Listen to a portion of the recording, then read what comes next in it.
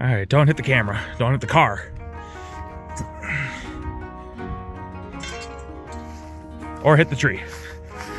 That was close. Thank you, tree. Avatar: The Last Airbender is probably one of my favorite shows of all time. I've probably watched it more than any other show in my life.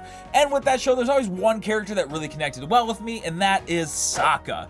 And with the live action coming out on Netflix, I am watching you. It better be good. Just saying.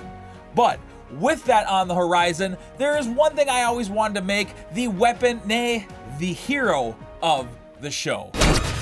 Yeah, Boomerang! That's right, the trusty Boomerang. Let's go. Okay, let's start off by saying I am not any sort of blacksmith whatsoever, so I won't be forging this boomerang, but I did want to make this out of metal, you know, so it's super not safe and all of that. But yes, I did want to make it out of metal, so I did cut it out of this piece of aluminum, or aluminium for all my European friends. Now remember kids, when you're doing stuff like this, make sure you wear glasses and some gloves. I couldn't find my gloves, so I went without them, which is probably why I continue to hurt myself when I'm making videos. I find this process really satisfying to watch, just seeing all the metal slowly being lopped off and revealing the final shape of the blade. I will say cutting the curved section of this was kind of a pain, but I did get enough of it so I could just snap it off in the end. Okay, so it's done.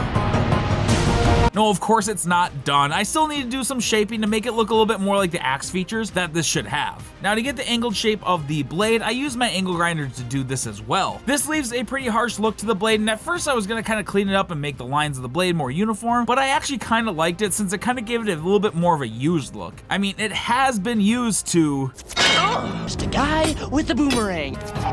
With this really starting to look a little bit more like Sokka's blade, I also needed to make sure I added the 2 holes to the main body of this. Now this is where things got really hot in the metal, and I wish I would have known where my gloves were. I did use some grease when I was drilling into this to keep the metal cooled down just a bit. Also, when you're done doing stuff like this, make sure you clean up with your shop vac so you don't get metal splinters. And now for the paint. I went in and used this chalked paint to keep the look of it very matte looking. I feel like this really captures the look of what Sokka's blade is really like. Once this was dry though, I went in with my Dremel and removed all the paint in the areas where the actual angle of the blades are. If you look at his boomerang, the only areas that have the color is this center section here. I also almost forgot to add the little notch in the blade. I was never really quite sure if this was a chip in his blade or if the blade was intended to have that little notch cut out. Let me know in the comments below if you know the answer to this.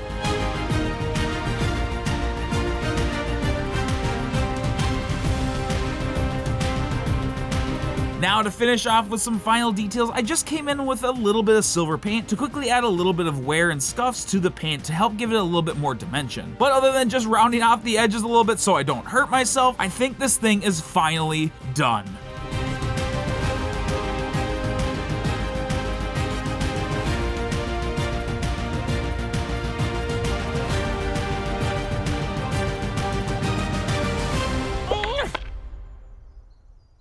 Now come back, Boomerang. Now I think this turned out so cool. Like I said, I'm super excited for the Avatar: The Last Airbender live action that's coming out soon.